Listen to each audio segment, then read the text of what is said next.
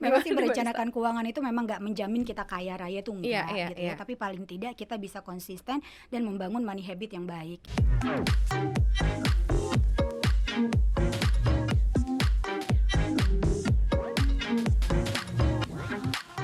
Hai Sobat Cuan, selamat datang di podcast Cuap Cuap Cuan di segmen interview. Dan senang sekali ya setelah pekan kemarin mungkin sibuk, capek gitu ya, sudah mengunjungi sanak saudara. Walaupun yang nggak bisa pulang kampung, tapi kan kalau di satu kota bisa lah ya saling video call, saling telepon untuk sama-sama bermaaf-maafan.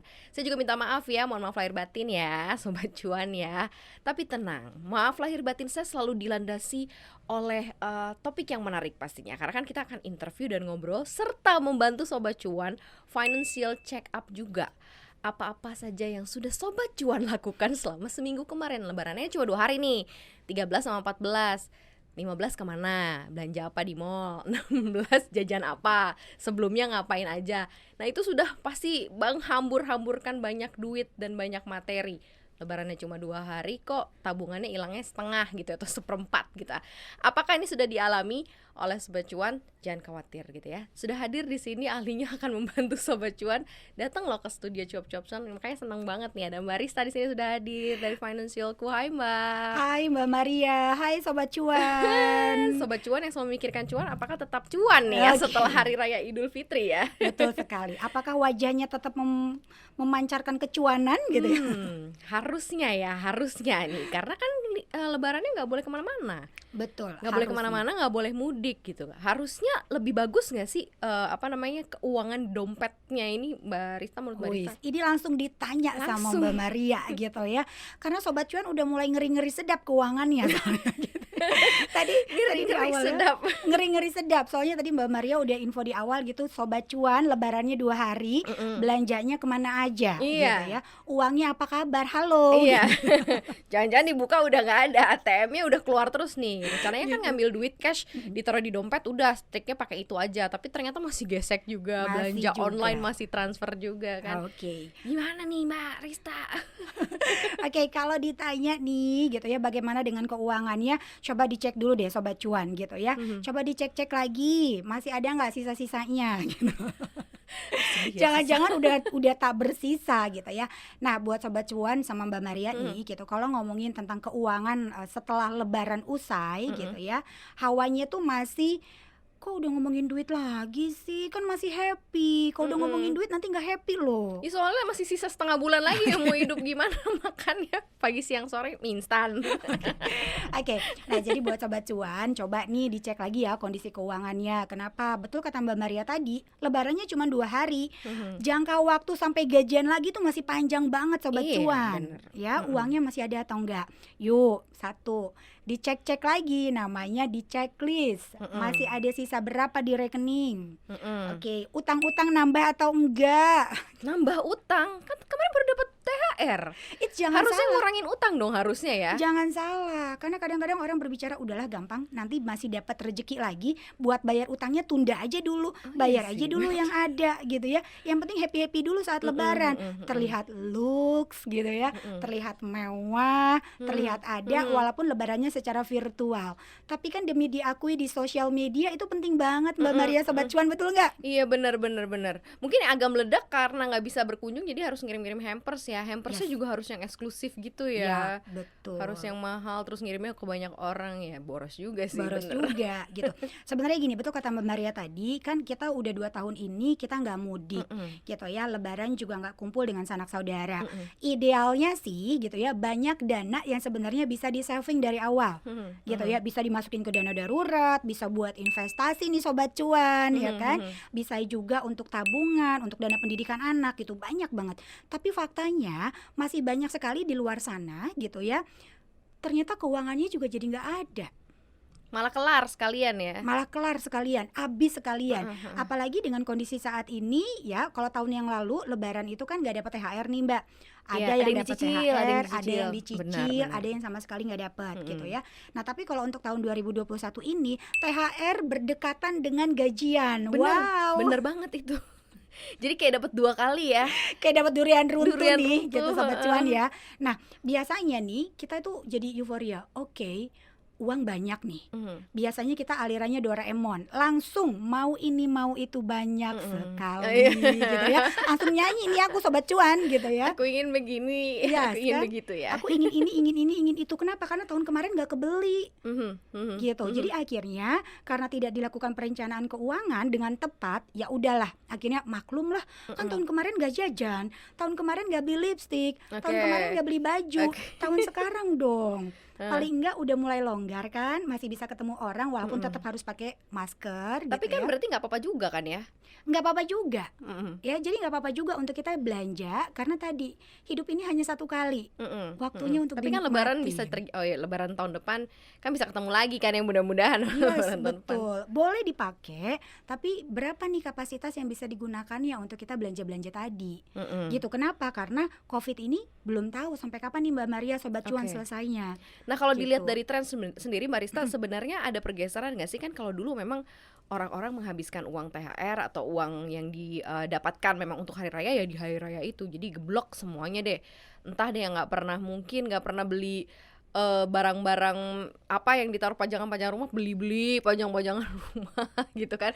Kalau tahun ini nih banyak teman-teman aku nih yang bilang hampers sih katanya. Iya nih, gue harus banyak kasih hampers gitu, dan hampersnya pun juga variatif banget Ya. kan, macam-macam. Nah, ada pergeseran nggak sih? Mungkin perubahan sifat dalam menggunakan uang di tahun ini nih agak ada perbedaan, atau tetap aja sama aja lah, tetap buat hari raya, mau mudik kayak nggak mudik kayak gimana, pokoknya ada duit habisin. Nah, ini sebenarnya ada beberapa kelompok sih Mbak Maria. Banyak orang yang akhirnya gara-gara terdampak dari COVID-19 di tahun 2020, orang sudah mulai berpikir untuk menghargai kehadiran uang. Oke, itu ada kelompok yang itu. Ada juga kelompok yang tidak terdampak dengan COVID-19, ya udahlah aman, tuh masih bulan depan juga dapat, tahun depan masih dapat, dia mau dibelanjakan. Ada juga orang gitu ya yang tidak terdampak sama sekali juga, tapi uangnya tetap direncanakan gitu. Jadi ada berbagai macam tipe atau kelompok orang-orangnya. Nah, kalau ditanya gitu ya, ada pergeseran nggak? Sudah pasti ada pergeseran. Ya. Nah, COVID-19 ini mengajarkan kepada kita bahwa satu, nggak ada dalam zona nyaman. Itu yang Betul, pertama. setuju. Kemudian kedua, pendapatan itu bisa kita dapetin kalau kitanya dalam keadaan sehat. Iya, Oke. iya benar. Kemudian yang ketiga, pendapatan itu bisa kita dapetin kalau kitanya kerja. Mm-mm. Oke, kalau kitanya nggak kerja, berarti nggak dapet dong. Mhm, Gitu. mhm, Nah, mhm. dengan adanya COVID-19 lagi nih, ada nggak pergeseran? Ada banget, karena banyak sekali saat ini masyarakat yang sudah mulai sadar untuk menghargai uang, untuk merencanakan uang gitu ya. Walaupun tetap gitu ya, kalau udah ngomongin sebuah tradisi, itu yang mau nggak mau harus dilakukan Mbak Maria gitu. Mau nggak mau harus dilakukan ya, gimana pun caranya ya. Gimana pun caranya gitu, karena THR tanpa gitu ya. Iya kan, THR tanpa H gitu ya, jadinya TR gitu Iya. kan. Jadi tetap gitu ya. Tunjangan raya apa ya? Iya. Hari raya harus hari raya. Tetap, jadi memang ada nggak pergeseran? Ada pergeseran sudah pasti. Kemudian gitu ya, yang namanya tradisi tetap harus dilaksanakan walaupun konteksnya berbeda.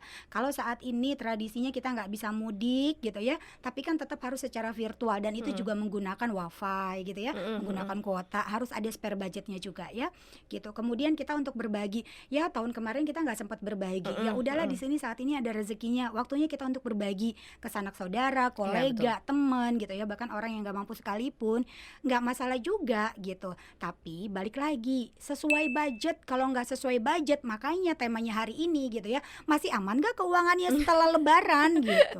Masih tetap kaya nggak, kaya dalam tanda kutip ya, maksudnya kaya usai hari raya tuh bukan kaya dalam pengertian langsung crazy rich ya, tetapi maksudnya kaya tuh aman gitu, cash flow aman, utang nggak nambah, gitu kan, dana darurat ada, yang kayak gitu-gitu nih masih terjaga atau enggak nih? Jangan sampai nanti semua pos kena, termasuk cash flow-nya juga keganggu.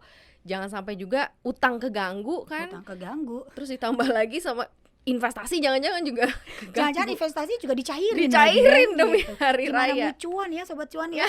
Nggak sobat cuan lagi dan namanya ya.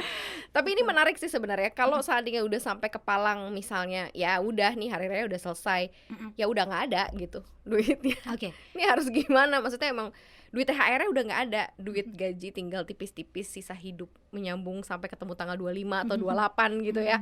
Ini harus seperti apa nih? Jadi ya yang harus dilakukan dan mulai lagi merancang, karena kan lucu banget ya. dirancang nih perencanaan keuangan setahun, pas Mhm. lebaran setahun lagi Setahun jadi lagi. sampai lebaran tahun depan. Memang sih Gimana, Mbak Ista? merencanakan keuangan itu memang nggak menjamin kita kaya raya tuh Iya, enggak iya, gitu iya. ya, tapi paling tidak kita bisa konsisten dan membangun money habit yang baik gitu ya Mbak Maria sama Sobat Cuan. Nah pertanyaannya adalah, oke Riz, ya udahlah ya, maklumin aja gitu ya, uangnya udah nggak ada. Hilap kemarin hilap. Hilafnya, yang penting saudara happy, foto di Instagram bagus gitu. Bagus.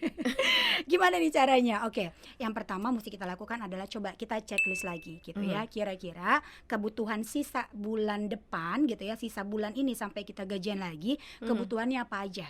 Apa aja yang harus kita bayarkan? Gitu ya, misalnya ada sewa rumah yang harus kita bayarin gitu ya, atau misalnya listrik, atau si mbak di rumah gitu ya, atau misalnya utang kartu kredit gitu ya, atau misalnya utang dengan teman gitu ya, atau misalnya lagi buat makan kita ke kantor gitu ya, transportasi. Coba itu di list, dibudgetin lagi, kira-kira berapa nih yang dibutuhin sampai si gajian lagi itu datang. Oke, nah kemudian yang kedua, setelah udah di list, dibudgetin, satu gitu ya, perketat banget nih, udah dipos-posin keuangannya. Ya perketat banget, nggak bisa lagi nih leha-leha, kan udah leha-lehanya Udah kemarin udah ya. kemarin kan gitu. Orang 2 hari lebaran dia seminggu kan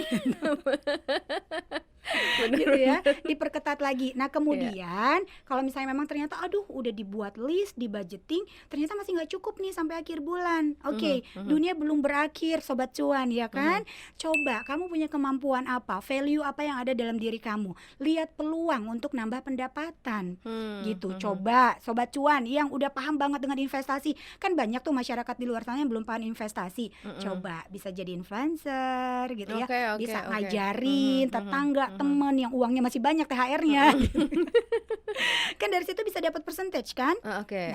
Itu jadi lihat peluang-peluang untuk kita nambah pendapatan, paling tidak kita aman dulu deh sampai gajian gitu ya. Terus kalau misalnya ternyata Riz aku tuh nggak punya kemampuan apa-apa, udah insecure duluan nih Mbak Maria sama Sobat Cuan, ujung-ujungnya at the end ngandelin apa, ngutang temen aja deh, tambah lagi dong utangnya. Nambah lagi dong utang. Kemarin udah utang Kan gak tambah lagi nyelesain utang. gitu. Atau misalnya aduh nambah sisi aja deh, nanti bulan depan ada bonus, ada ini. Udah kacau nih pikirannya. Nah, jadi biar kamu biar nggak kacau pikirannya, ada baiknya sih tadi yang Rista info tadi gitu Maria gitu ya. Jadi tadi di list lagi, buat di budgeting lagi, kemudian perketat pengeluarannya. Kalau memang dananya kurang, coba lihat peluang untuk nambah pendapatan gitu. Kalau kayak gitu-gitu nggak bisa ya pakai dana darurat ya? Ini darurat gitu Kan kondisinya. tadi kita bicaranya kalau misalnya dananya udah nggak ada sama sekali nih. Iya, nggak punya dana Nggak darurat punya dana sama darurat sekali juga, ya. tapi kalau punya dana darurat ya udahlah Syukur, ya, alhamdulillah dispensasi ya. ambil dikit gitu ya, paling nggak sampai sih tadi gajian lagi. Tapi jangan lupa dana darurat juga bukan dana yang bisa kamu ambil terus. Kalau udah diambil cepet diisi lagi gitu. Karena itu sebenarnya bukan keadaan darurat kan sebenarnya ya. Ya sebenarnya keadaan yang sengaja dibuat darurat kan. Jadi karena bukan nggak darurat banget. Nggak itu darurat sih. banget. Kok tadi direncanakan dari awal sebenarnya nggak akan darurat. Tapi ini darurat yang disengaja, ya sudahlah. Akhirnya dimaklumin lagi kan. Gitu. Oke, sebenarnya mengatasi kayak gini kan berarti habit ya. Tadi kan money habit, Mbak Rista juga udah bilang gitu. Berarti ada macam-macam beda orang ya, beda-beda habitnya. Mungkin ada orang yang kebiasaannya begitu terima THR dipotong misal 50%, gue pakai 50% aja deh. 50% udah gue umpetin, gue taruh tabungan atau gue jadiin investasi, pokoknya nggak bisa disentuh. Tapi ada memang orang yang memang membuka aja kerannya gitu, jadi biarin aja sampai luber-luber ya terserah gitu. Dengan dua perbedaan habit ini, apa yang harus dilakukan nih Mbak Rista, khususnya yang bocor? Sebenarnya bisa nggak sih disiapin nih, gue tuh bocor orangnya gitu ya, jadi gue harus siapin dana misalnya, apakah gue harus ambil tiap bulan gitu untuk disisihin untuk sebagai penambal kebocoran gue, atau sebaiknya seperti apa? Karena kan perencanaan keuangan, ngatur duit itu kan habit sebenarnya kan, kebiasaan aja kan. Betul, kebiasaan sama komitmen sebenarnya. Iya, kayak hubungan kan, percintaan juga harus berkomitmen ya. Uang gitu ya sama kehidupan emang nggak bisa dipisahin kan gitu. Segala sesuatu kehidupan ini berhubungan dengan uang kan. Bener gitu. banget. Nah pertanyaannya lagi gitu, gak ada uang abang nggak sayang. Iya betul. Gak ada abang tutup pintu bang. Ini kalau udah perempuan-perempuan ketemu ya Sobat Cuan, mohon maaf ya gitu. Oke, nih kalau udah ngomongin tadi, ini kan ngomongin tentang money habit. Ada orang yang gitu ya sudah terbiasa untuk mengelola keuangannya. Jadi ketika begitu dapat THR, dia udah tahu pos-pos keuangannya mana aja. Bisa di saving, bisa investasi, ada juga untuk dirinya sendiri, berbagi, udah diposin semua. Tapi ada juga yang udahlah nggak usah dibudget-budgetin, ini kan rezeki setahun sekali. Ya kan memang perlu dinikmatin, hidup cuma 1 tahun sekali. Ya udah nggak apa-apa juga. Tapi apapun yang kita pilih, ini kan ada konsekuensinya masing-masing nih Mbak Maria sama Sobat Cuan. Gitu ya. Yang satu poin yang tadi yang dia disisihin dari awal, berarti dia kedepannya nggak akan nyusahin orang kan? Iya, benar. Sedangkan yang nggak disisihin, yang jor-joran aja bagai air mengalir tuh duitnya gitu ya. Ya sudah, next kedepannya kamu akan susah, kedua kamu akan nyusahin orang. Gitu. Nah, gimana nih caranya gitu? Mau nggak mau, please deh gitu ya. Ayo kita bareng-bareng, memang sih ngomongin tentang edukasi literasi keuangan kita memang masih sangat rendah, tapi sudah mulai maju nih gitu ya. Apalagi ditambah dari tahun 2020 sampai saat ini tuh tingkatnya udah maju banget nih. Orang udah paham banget nyari duit itu nggak mudah. Gitu ya. Nah, ini harus mulai segera disadarkan. Kenapa gitu? Karena tadi uang itu datangnya nggak mudah. Harus membarter tenaga, waktu gitu ya, amarah, sebel sama bos gitu.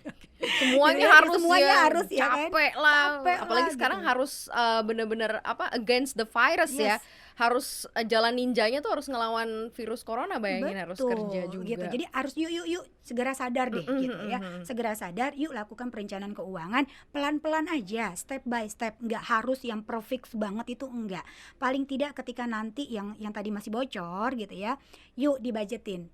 Ada budgetnya kok buat kamu belanja, ada budgetnya kok buat kamu jalan-jalan, ada budgetnya kok buat kamu investasi gitu. Merencanakan keuangan itu sebuah seni Mbak Maria sama Sobat Cuan. Benar. Ya, sebuah seni yang memberikan kebebasan kepada kita si pemilik uang untuk ngatur uang.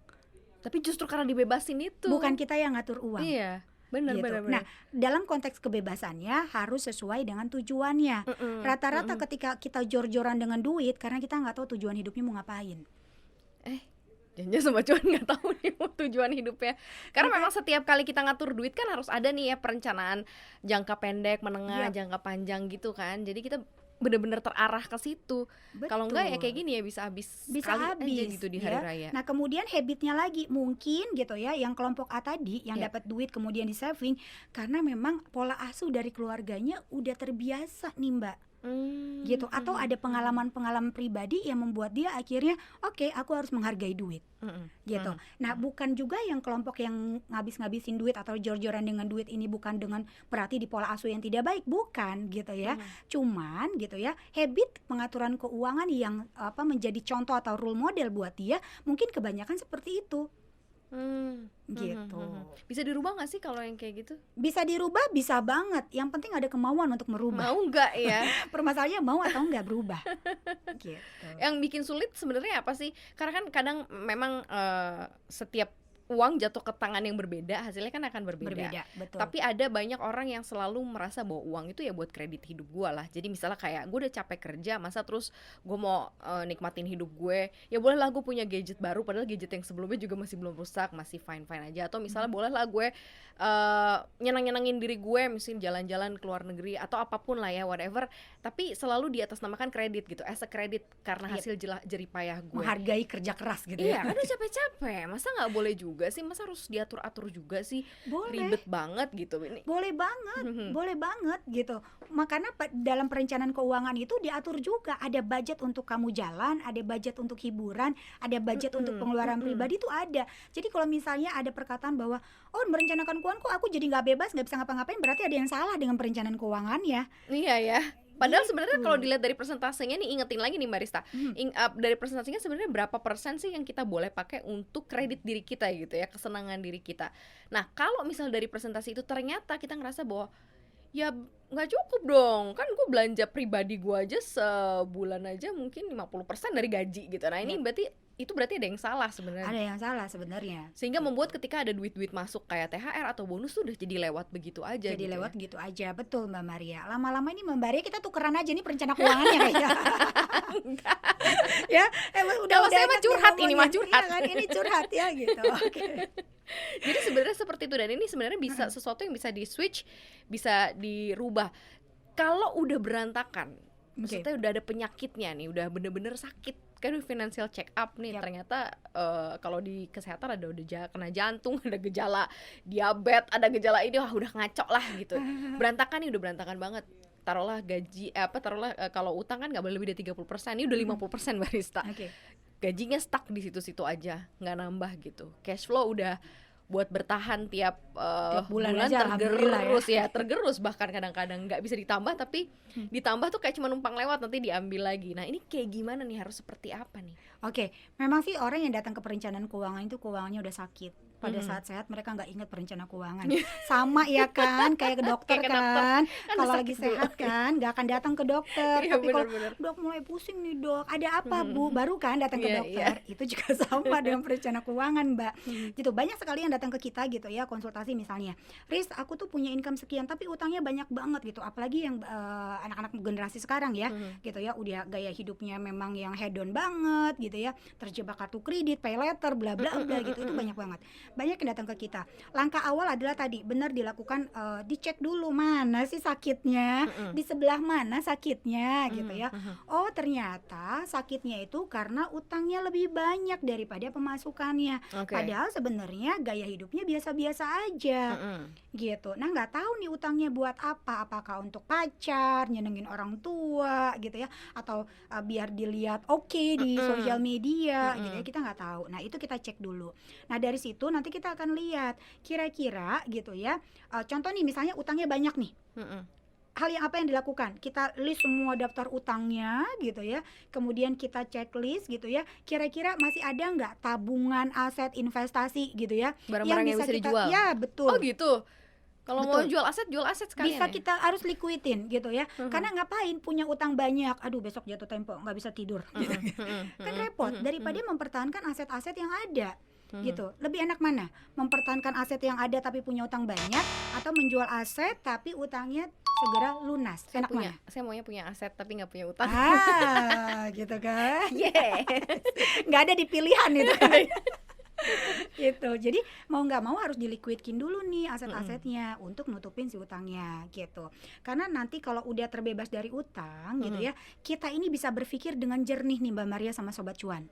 Gitu. Karena kalau misalnya kepala ini banyak tekanan, boro-boro musa melihat peluang, yang ada tuh keluh kesah, ya Allah Tuhan kenapa sih kok hidup kayak gini banget, kok Maria bisa beli mobil, aduh pusing banget ini Sobat Cuan gitu. Yang ada tuh kita ngejulit sama diri sendiri dan marah sama Tuhan akhirnya gitu. Padahal sih salahnya ada salah kita sendiri kan gitu.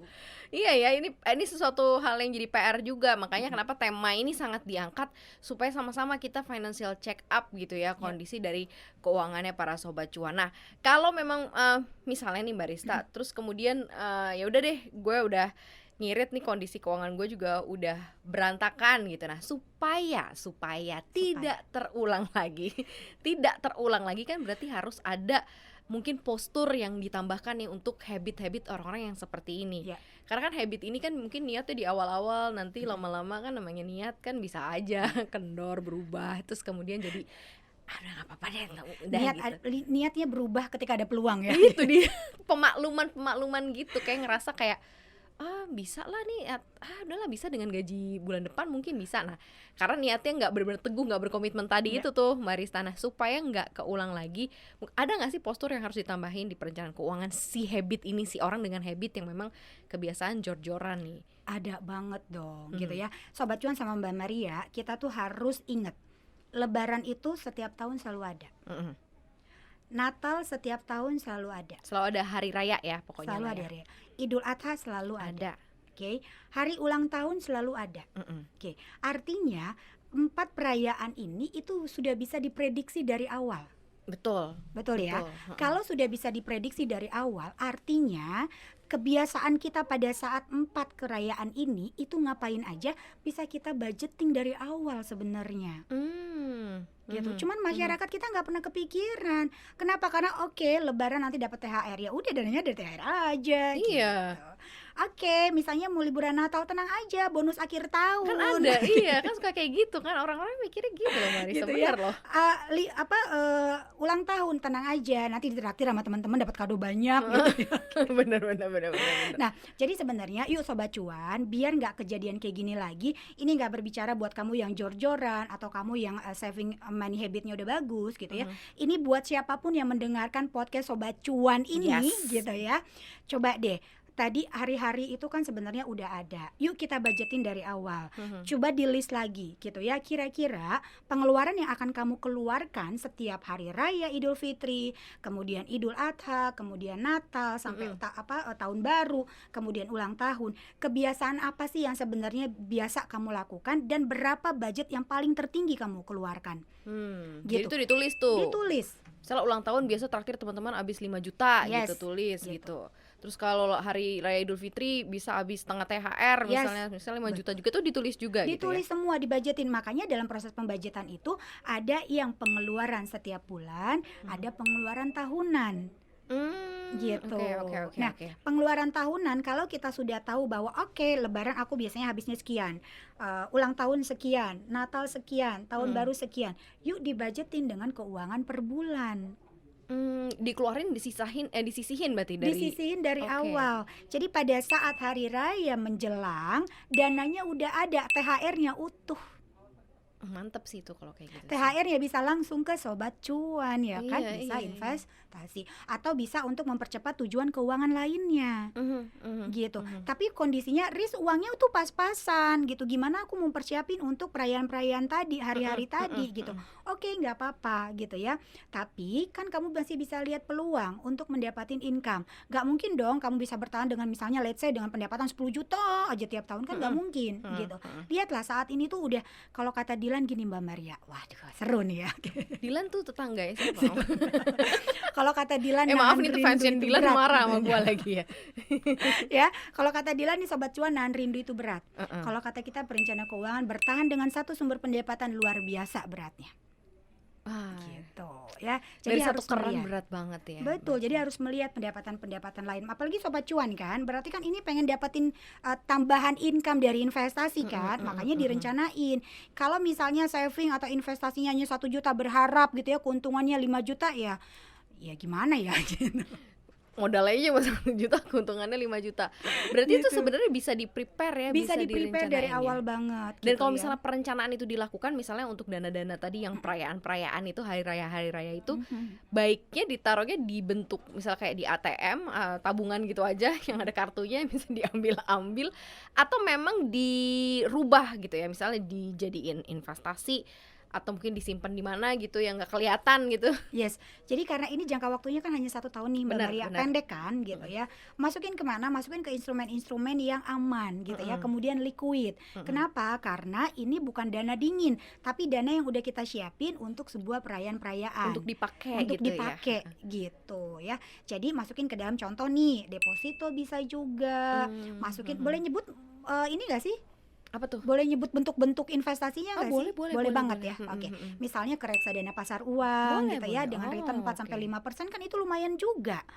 Gitu. Atau misalnya produk-produk keuangan yang bisa jangka waktu 1 tahun bisa dicairkan gitu. Dan banyak sih pilihannya. Banyak pilihannya, tergantung dengan tingkat kenyamanan Sobat Cuan.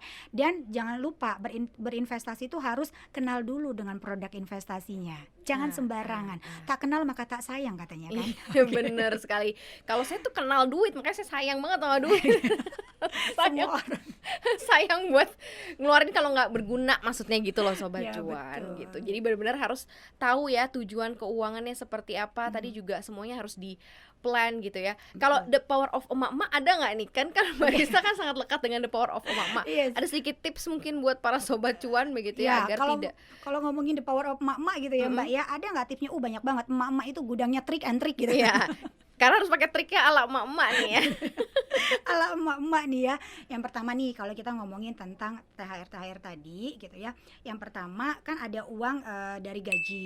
Nah, uang dari gaji atau pendapatan teman-teman yang rutin nih Sobat Cuan itu dipos-posin sesuai dengan kebutuhan kita gitu ya.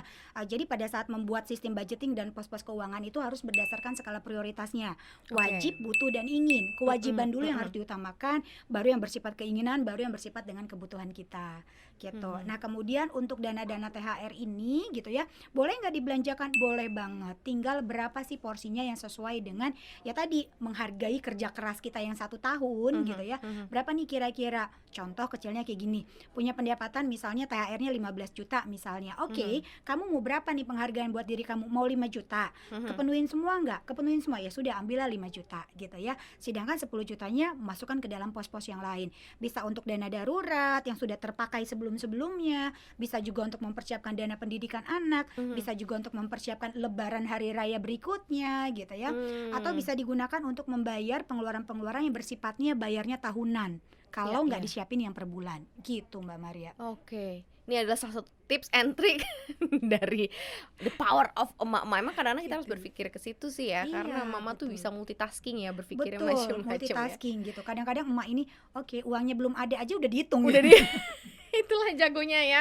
Jadi itulah Sobat Cuan ya. Jadi mungkin harus berpikir juga out of the box seperti emak-emak. Tapi yang jelas ya udah, hari raya sudah selesai, masih ada hari raya, ada perayaan-perayaan lain gitu ya, yang mungkin jauh bisa direncanakan jauh lebih baik ya daripada tahun ini. Kalau tahun ini belum berhasil, mudah-mudahan nih Barista dan juga tips-tipsnya tadi bisa membawa Sobat Cuan juga untuk bisa makin menghitung, mengukur, dan membawa juga Sobat Cuan makin cuan pastinya ya. Betul. Di perayaan selanjutnya. Thank you ya Barista sudah hadir di studio kita. Sama-sama Mbak Maria, Sobat Cuan gitu ya. Aku boleh ini nggak satu pesan nih buat Sobat Cuan gitu ya. Yuk waktunya ubah wacana jadi rencana agar terhindar dari bencana. Plan your money. Mantap. Jangan cuma dipikirin doang, dilakuin, direncanain ya.